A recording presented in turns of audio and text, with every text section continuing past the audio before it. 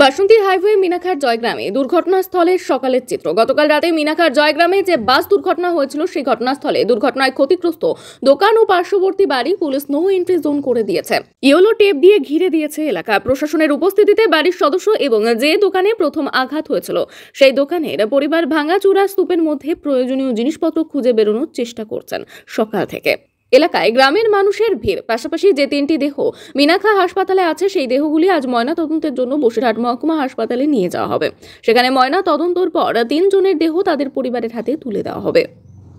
এজন করে দিয়েছে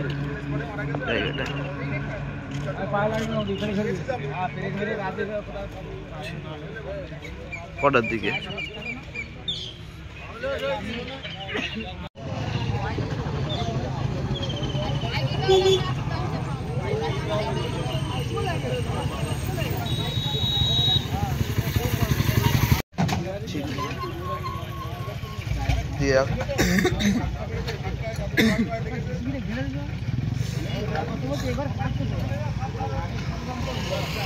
এইগুলোতে বাড়ির লোক এবং প্রশাসন থেকে উদ্ধার কাজে চলছে।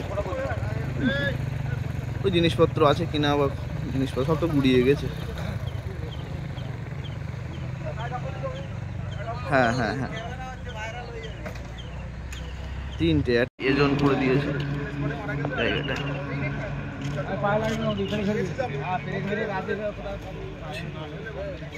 কটার দিকে?